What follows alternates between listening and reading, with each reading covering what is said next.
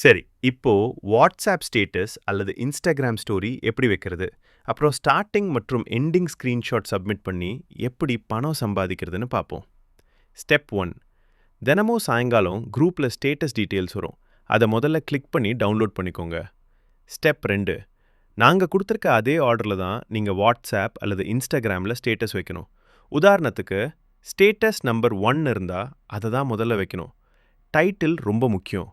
Status வச்சதுக்கப்புறம் ஒவ்வொன்றையும் ஒரு ஸ்க்ரீன்ஷாட் எடுத்துக்கோங்க. ஸ்டெப் 3. இப்போ ஸ்டார்டிங் ஸ்க்ரீன்ஷாட் அப்லோட் பண்ணணும். குரூப்பில் நாங்கள் கொடுத்துருக்க சப்மிஷன் லிங்கை கிளிக் பண்ணி வெப்சைட் போங்க. அங்கே லாகின் பண்ணிவிட்டு டேஷ்போர்டில் இருக்க ஸ்டேட்டஸ் ஆப்ஷனை கிளிக் பண்ணால் ஸ்டார்டிங் ஸ்க்ரீன்ஷாட் சப்மிட் பண்ணுற இடம் வரும். ஸ்டெப் 4. இப்போ அந்த ஆப்ஷனை கிளிக் பண்ணால் உங்கள் கேலரி ஓப்பன் ஆகும். இன்னைக்கு எடுத்த எல்லா ஸ்க்ரீன்ஷாட்டையும் ஒரே நேரத்தில் செலக்ட் பண்ணி சப்மிட் பண்ணிடுங்க. இப்போ சக்ஸஸ்ஃபுல்லி சப்மிஷன்னு மெசேஜ் வரும். ஸ்டெப் 5.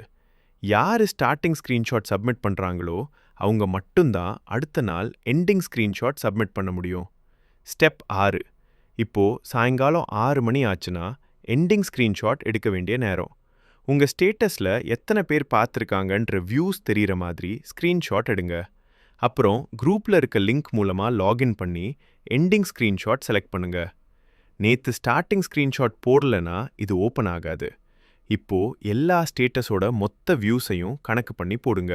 உதாரணத்துக்கு 3 ஸ்டேட்டஸுக்கும் தலா 100 வியூஸ்னா மொத்தம் 300ன்னு டைப் பண்ணி ஸ்க்ரீன்ஷாட்ஸ் அப்லோட் பண்ணி சப்மிட் கொடுத்தா உங்கள் டேஷ்போர்டில் பணம் ஏறிடும்.